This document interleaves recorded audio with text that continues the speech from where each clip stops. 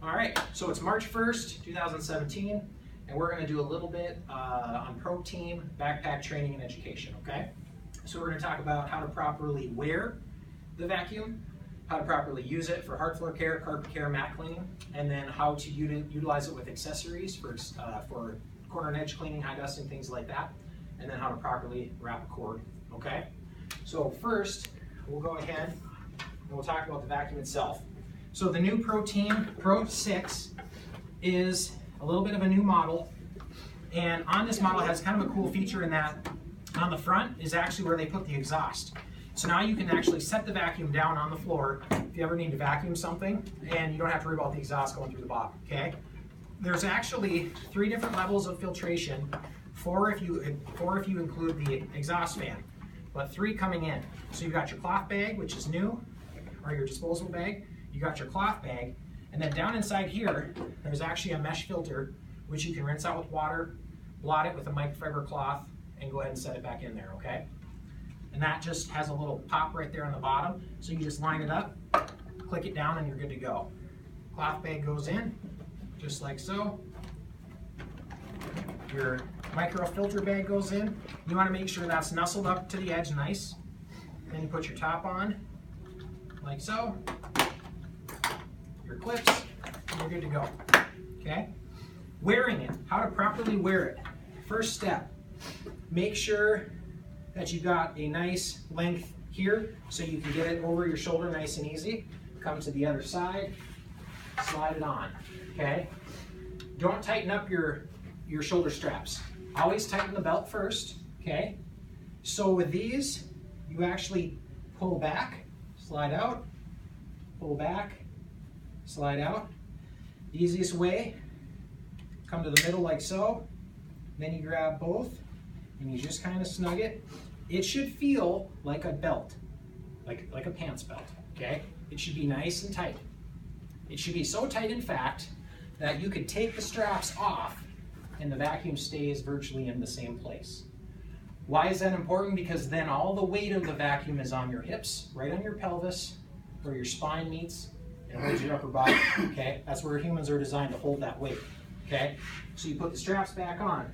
When the straps come back on, you should be able to feel your hand behind the vacuum. Why is that important? Airflow. You don't want a backpack vacuum stuck to your back so you're hot and sweaty all day, okay?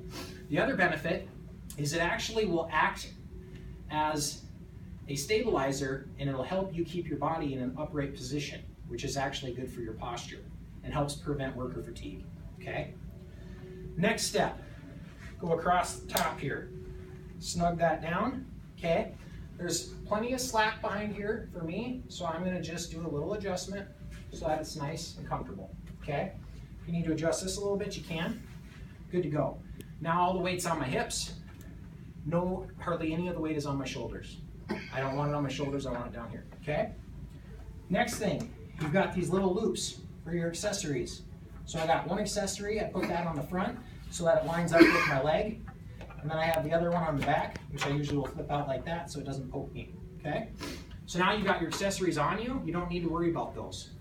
You've got one wand, which actually has your upholstery tool on it. And then we've got the new wand, which we'll talk about here in just a minute, okay? The blade. So now that the vacuum's on, how is this different from an upright vacuum? The primary thing is an upright vacuum will run at 85 to 92 CFM, which is cubic feet per minute of airflow, okay? Then it has a beater bar or beater brush. And in that beater bar or beater brush, we'll loosen up dirt, loosen up soil, so that upright vacuum can actually pick up the dirt, pick up the soil that it needs to, okay? A backpack vacuum does not have a beater bar, so you have to actually have more suction, more CFM in order to pick all that up. So a backpack vacuum actually has 150 CFM. So it has 60 more cubic feet per minute of airflow as opposed to an upright vacuum. That's where that additional suction and power comes in, okay? Next thing is your cord, getting it plugged in, okay? So you always start with the electrical side, okay?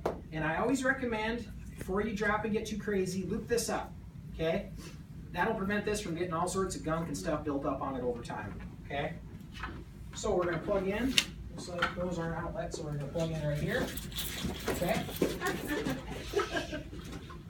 Then I'm gonna drop my cord.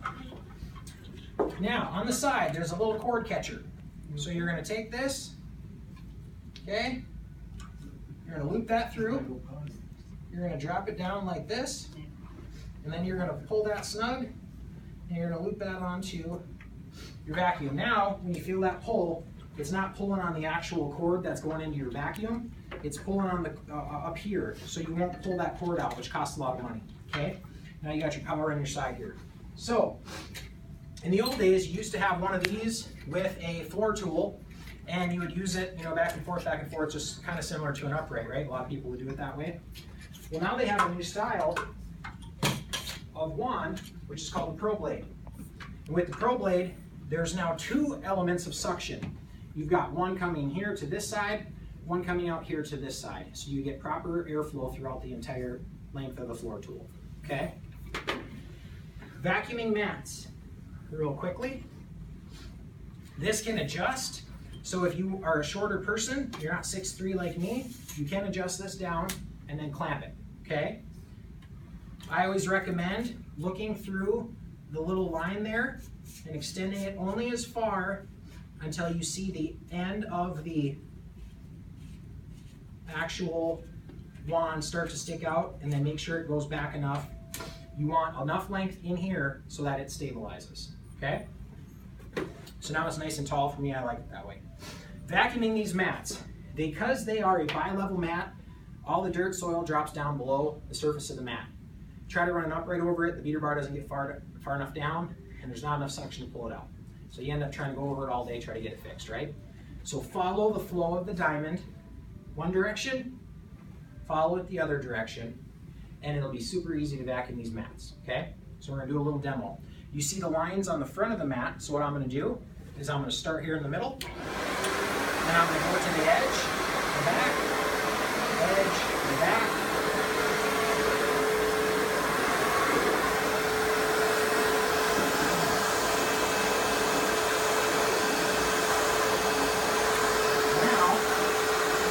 Pattern's right here going this way, so I avoid wasted steps.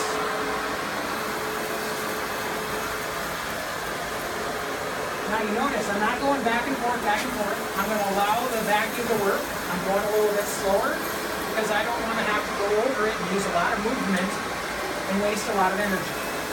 So I'm just taking a nice little easy pace, and I'm only going to have to go over it one time each way. And 99% of that dirt and soil is going to be picked up out of the mat. Be honest, Teresa, does it look like I'm working hard right now? Well, you are, I can tell. Okay, now I go this direction. And now that I'm on my second pass, if I see something that's getting a little silly, then go ahead and take care of it.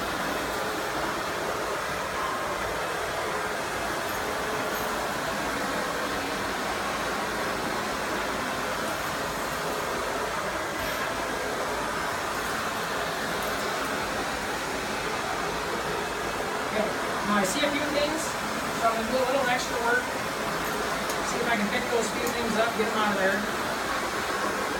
Okay? For the sake of time, I'm not going to go over it crazy. But who here thinks that's a whole lot better looking than what we've been doing previously, right? Yeah, definitely. So that's how you vacuum these mats with this floor tool, okay? Now, we've got two different tools. One tool is for carpet, purple carpet, okay? If 90% of your flooring is carpet and 10% is hard floor, it's okay to use this for your whole area. It's okay to use it on hard floor, okay? It's not gonna kill anything. Now, the reverse is also true. If 90% of your surface is hard floor and only 10% carpet, use this one, and it's okay to use this on carpet if you've got a few spots. Not gonna kill anything. If you have an area that's 50-50, 50-50 carpet, 50-50 hard floor, then I would take both tools with you. Because this is going to do a better job on hard floor for getting hair, fine particulate, stuff like that, because you got the bristle brushes. This is going to work a little bit better on carpet, and it's not going to wear out as fast as these bristle brushes were if you were pulling them across carpet all day long. Okay? So that's how those two work, and that's how they function. Now, from the accessory standpoint, so this is strictly hard floor. That's all we're using this for. On the floor, hard floor. You're using hard floor, carpet, whatever it is, that's what you're using this for. Now, your accessories are different because normally we would plug the accessory straight into this, and then we're limited to what we can reach, right? Well, now I have a wand. I can use my accessories for anything I want. I can turn this to the side. I can go across baseboards. I can turn it this way. I can go across something else. I can go turn it like upright like this. I can go across here. Or I can go like this. And I can go across here, right? Turn this on. Okay? Do my dusting. Any horizontal surfaces, I can go across those. Okay? So, I mean, really, use your imagination. Anything you can pick up, corner, edge work, high dusting, any horizontal surfaces, you can use this for that. Okay? We also have our additional two accessories. This is our crevice tool. You need to get down into between some sofa cushion seats, some chair seats. This is the perfect tool for that. Okay? If you need to actually clean the upholstery, go over the upholstery, this is the perfect tool for that, right? So you just disconnect this one, stick it on your belt, plug this one on. When you're done, just switch back, okay? So that's how the accessory attachments work, all right? So the last thing we're gonna do is go over cord management, and then we'll get you guys out of here after a little Q&A. So I'm gonna unloop my cord, and I'm gonna unplug it, okay? I'm gonna unloop, unbuckle, set the vacuum down like so, and we're good. And for taller and shorter people, there is also an adjustment on the back here. There's a little screw. You can unscrew that and raise it higher. I recommend putting it on the lower setting because we have quite a few people that are big or shorter. And it really doesn't matter if you wear it like I showed you because it shouldn't be touching your back anyway. Okay? But that is an option that is available if you feel comfortable or more comfortable like that. Okay? So now that we've done our cord, and we're ready to kind of loop it up. There's a different way to loop a cord than what's been done in previous lives. A lot of people, let's be honest, do the elbow thing, right? Shaking heads, right? But a lot of people do it, but that's not really the right way to do a cord. If anybody's ever worked on stage for concerts and things like that, push the button on the side, Daddy. If anybody's ever worked on stage for concerts, all you have to do is loop it. So you pull it like so, loop, loop, loop, loop. And as you can see, as I'm looping, I'm kind of doing my correction on my cord, and I'm setting it right one in front of the other, right? And it doesn't have to be perfect. If one flips over, you can correct it at the end. This cord is brand new, so it's a little stiff. But there's a method to the madness on that I'll show you here in just a second. Okay? Now it seems like, man, that takes a little extra time. I'm busy, I don't have time to do that. This will actually be your greatest time saver in the world. As you guys know, how many times has somebody had to spend 10 minutes unwinding a cord so they could actually get it to work, right? So now that this is where it's at, I give it a little bit of a pull here, and then I use my Velcro that I round up, and I snug it up so that it's ready to go for the next one. Now, why was it important to do it that way? Because when it comes time to use this again, I've got my electric cord on one side, I've got my plug-in for my vacuum on the other. So I can go to any outlet, I can unhook my loop, I can plug it in, I can drop the cord, and then I can just pick go. And it's not gonna wind up, it's not gonna bind up on me, okay? Then when it comes time to loop it back up again, I always unplug and start with the electrical and work my way to what I'm plugging into the vacuum, okay? And loop it just that way. And if you do that, you'll always have a cord that doesn't start circling up, doesn't start getting rips and tears in the cords. These cords are about 30 bucks a pop, so every time we go through a cord, we're spending $30. If you do it this way, we will get to the end of our law where you have to replace your cords after a certain amount of time, as opposed to having to replace them because they're not working anymore, okay? All right, so that gets to the end. There's only one more thing. We'll do a Q&A and I'll let you guys out of here. With vacuum bags, this is a fairly new bag. You can dump these bags one time, okay? My recommendation is to take them to an area where you're in a non-patient area, where we do garbage, where you have good ventilation, okay? You can take the bag, turn it upside down. You don't do the shake, shake, shake and get the dust going everywhere. You just put it inside of the garbage container, you tip it over, and you let anything that's loose fall out. You put it back in here, okay? Then, once you've gone through it the second time, you know it's time to throw that bag away. Question, how do I know that somebody's dumped it before me? You can look on the inside of that filter bag, and if you start to see wear or a little bit of disintegration because it's pulling air through it, you know that it's been dumped, and go ahead and twist it up, dump it in the garbage, and grab another one, okay? You always want to make sure you've got a good solid bag in there. The bag should always be empty when you start, otherwise you're going to lose some power right at the beginning. No vacuum developer has come up with a way to make a vacuum keep the same amount of power no matter how full the bag is. It's not proven. I mean, every time it always deteriorates a little bit, okay? Anybody have any questions? Yes? I know over time that the out at the airport we had some of them that were similar. The cloth bags get dirty. Can they be rinsed or washed, or Yes, they can. take them upstairs and blow them out? I don't recommend blowing them out because you're actually then creating holes. You're creating space for dirt to actually get through. So they are a micro cloth bag, so you can take them, rinse them out under a sink. You can hand wash them. You don't have to throw them through a laundering cycle. Literally hand wash them out in water with gloves on, and then you just kind of wring them out, hang it up, let it air dry. Okay? And the best thing for that would probably be to have our evening shift crew do that, so that way that bag can dry overnight. Okay? So that's something Russ can work out. Any other questions? So as you can see with this, not only for mats, but also, and just for the sake of me being able to talk during the recording, you can do a very large area with a backpack vacuum much quicker than you can with an upright. So I'm going to have everybody just slide their feet in for just a second, okay? So let's assume this is on for the sake of argument. I can go across here, I can tuck underneath, I can get all my edge work done, right? Okay? I can come across here, I can get all my edge work done. I can go in right under here, I can dip all the way down, get underneath, go across underneath tables, chairs, anything that's underneath me without having to do a whole lot of bending, okay? Now I've done my edge work, so I'm gonna use this just like I would a mop, except I'm not turning and making an S. Why don't I make an S? With a mop, there's no suction, so you have to make the S to keep the dirt flowing with you. With the backpack, there is suction, so you can go to the edge and you can go back and forth and you don't have to worry, right? So I go back and forth. As you can see, I'm standing upright. I don't need to bend over. I'm going back and forth. I'm using my right side of my body and the left side of my body, as opposed to an upright where I'm always going to one side. Then at the end of the day, you get the sore back, the sore hips, right? Go across. I can cover a lot more ground, as you can see, with this, as opposed to an upright.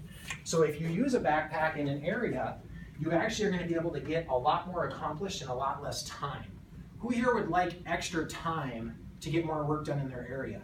Not have to work harder, but work smarter, right? Everybody. So this is a great opportunity to be able to do that. And basically, people say, well, you can't create time. Well, actually, you can. Because if it takes me 2 hours to use an upright vacuum, but it only takes me an hour to use a backpack, I just created an hour that I can now use to get my high dusting done, to get my space care QL done, to get those types of things taken care of. To call my supervisor and say, hey, does somebody else need help? Do we have some discharges, right? Things like that. Go ahead. Is this the only one we have? This is the only protein that we have. Yeah. The goal is to get you these tools, give you guys a chance to use them, and if you like them and you find that, hey, this is making our job easier, then ask your leadership to buy you some more. I think it would be a good edging tool going around and doing, especially I have tile floors, and the dirt's got to go somewhere on tile floor. It's not going to go in the carpet. It's not going to go. It has to, you know, it stays in the corners. Basically. It is a fantastic edging tool, and you take both wands with you. You do your edging with the one, you do your high dusting essentially with the other. Am I telling you, hey, replace your microfiber dusting with this? No, I'm not saying that, but if you already have the backpack on and you're already in an area, why not utilize the resource and get that stuff taken care of while you're on your route? And then you don't have to worry about moving it around with dusters and with cloths. Okay? Anything else? Okay. Obviously, after you give it a shot, you might have some questions. That's okay. Russ is here, I'm here, we'll be here to help you guys out. But the goal is we want to show you proper mechanics, we want to show you the functionality of the tools. Now it's your turn, take them out, use them, take them for a test drive, ask questions, and give us feedback on what you think. Okay? Okay. All right, thank you. Thank you.